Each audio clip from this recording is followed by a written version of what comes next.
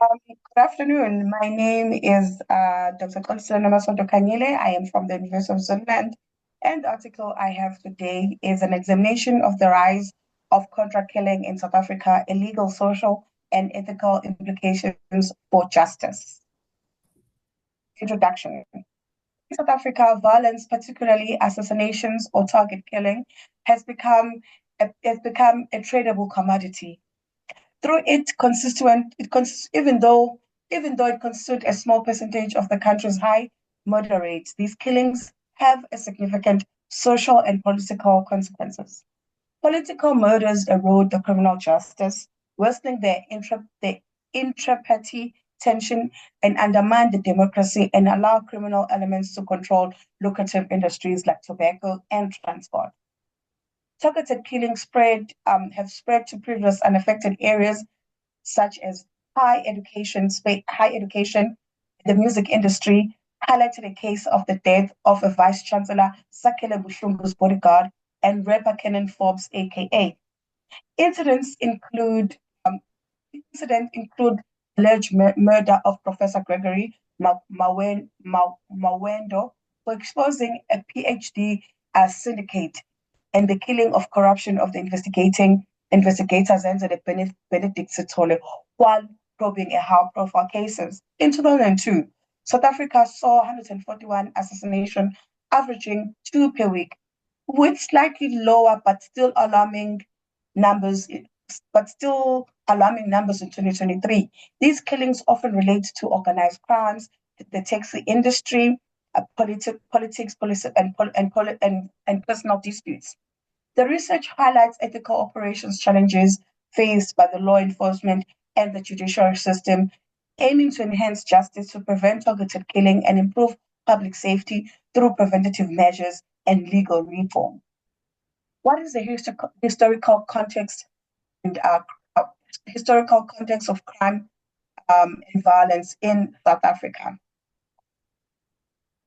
South Africa's history of violence stems from colonialism and apartheid, which institutionalized racial hierarchy, forced the displacement, and systematic oppression, creating a socio-economic disparities that persist today. The transition to democracy in 1994 embedded apartheid but failed to eliminate its legacies, leading to a rise of violent crimes, including murder, robbery, and organized crime influenced by poverty, unemployment, and social dislocation.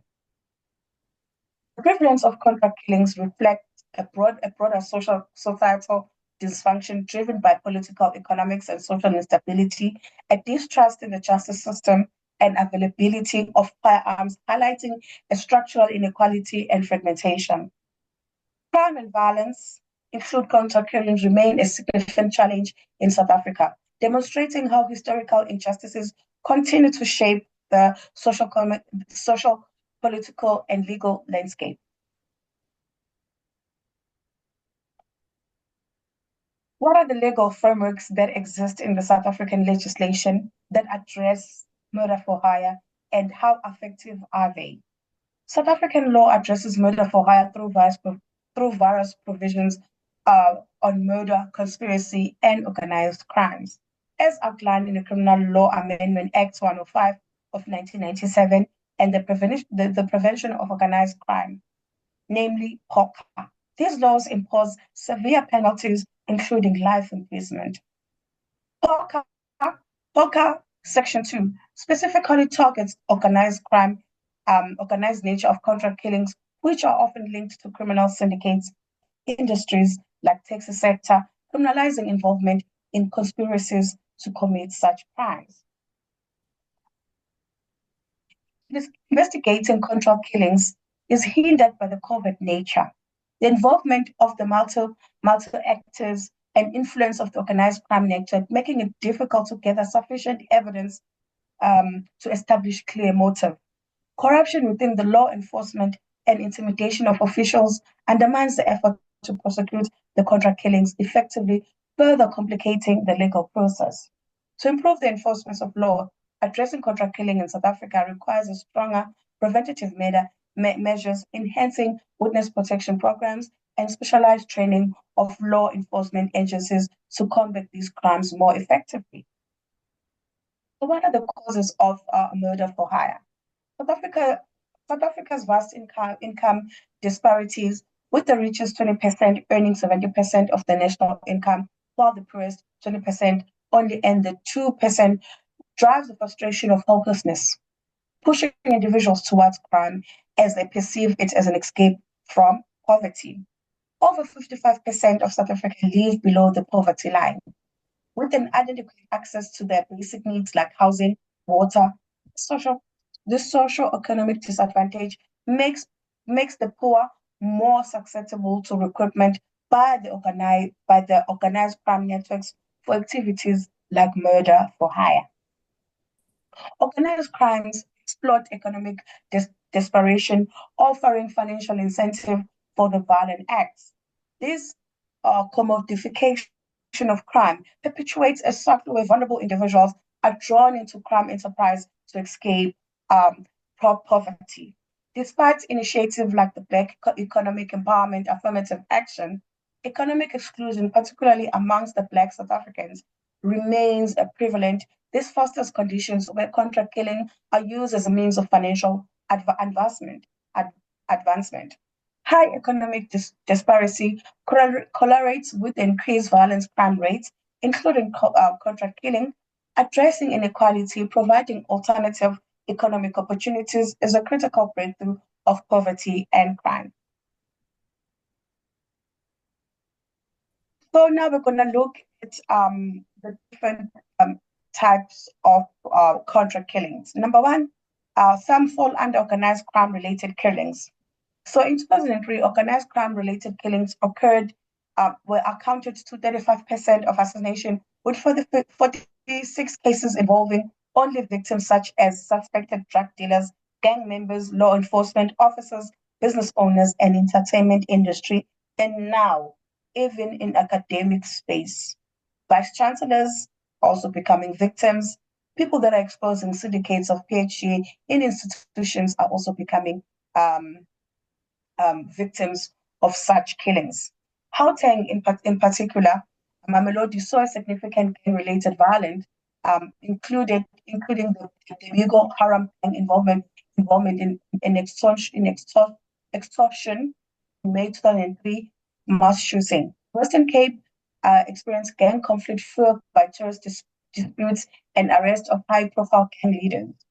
Criminal gangs exert control in some communities, exploiting gaps in service delivery and influencing local government processes such as manipulating tenders through an alleged collusion with a municipal official. Corruption within the investigative bodies undermines the effort to combat organized crime. The murder of court-appointed liquidator Floyd Murray, linked to a high-profile corruption case, highlighted the challenges faced by the justice system. Assassination targeting professionals deter other from fulfilling critical roles in leading to compromised investigation and fostering a culture of fear and impunity, which strengthens organized crimes network. Then another one, which is also prevalent in South Africa, is the taxi industry-related killings.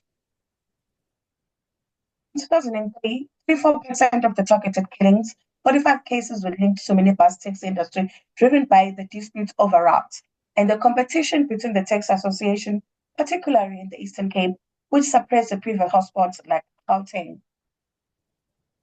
Eastern Cape recorded the most tax-related killings in 2003, primarily stemming from a violent conflict between Umncedo Taxi Association and the Border Alliance Association over Matabelele route, impacting towns like Mthatha, Port St. John's, Lusukisiki. A peace agreement, however, was signed early 2004 to address this violence. Long-distance bus driver, particularly from the Intercape, face threats of violence from the taxi industry, especially in the Eastern Cape, as the taxi operators sought to control routes for fair pricing. In KwaZulu-Natal, recorded the second highest number of taxi-related killings, particularly involving taxi bosses in Verulam. The Western Cape also reported 11 cases of violence in 2003 due to an ongoing route conflict. Though the number of incidents has decreased, the taxi industry links to organized crime and political interests, especially in KwaZulu-Natal, complicates the effort to regulate the sector. The issues such as money laundering, political assassinations, and the involvement of politically connected individuals hinder the effective intervention. So another one, the last one, is personal assassinations. The number of personal killings has remained relatively inconsistent, with the 8 cases recorded in 2003 and 9 in 2003. These crimes are often motivated by romantic disputes, insurance fraud in particular. In November 2003, Agnes said was arrested for allegedly murdering the family members, including her niece, to claim for insurance payout. The covert nature of such crimes involving poisoning complicates its detection early, as most of these murders are usually looked at as natural death if maybe one of the family member doesn't consent to an autopsy. So they usually be able to get away with such killings, and then it's only later, after they've done 10 or 20 family members, that now it becomes now a noticeable pattern. Furthermore, Captain Zwelakhe Ntombela was killed in 2003, in May 2003, in the Muda for insurance scheme. His wife, Ngema Ntombela, and accomplice Tukulani Xelebu were arrested after a hitman turned state witness, revealing that they were promised 300,000 for the crime. In August 2023, Warrant Officer Nkosinathi Ntinga was kidnapped and later found dead, abandoned in his vehicle. His wife and his 2 accomplices were arrested, highlighting another instance of personal killing linked to insurance fraud. So what are my recommendations and conclusion in this regard? A national oversight entity for taxi industry should be created to enforce consistent policies to reduce violence and corruption, and collaborate with local law enforcement to promote transparency and accountability. Furthermore, introducing an independent mediator framework for resolving disputes between taxi associations can promote a peaceful outcome, minimizing violent confrontation. Furthermore, allocation of more resources to specialized police unit targeting organized crime with the regional task force with high areas and expanding witness protection programs encourage cooperation and testimony. Tightening laws by requiring informed consent for life for insurance policies, making it illegal to take out a policy without the insured knowledge. You understand? And imposing a stronger penalties for insurance fraud. Launch a conflict resolution program to empower communities to collaborate with law enforcement, addressing the root causes of violence, fostering a trust between the justice system as well as the community, and to educate the public about dangers of organized crime and insurance fraud through campaigns, and provide comprehensive support for victims and survivors to deter criminal participation. Thank you so much. This is all I have for today.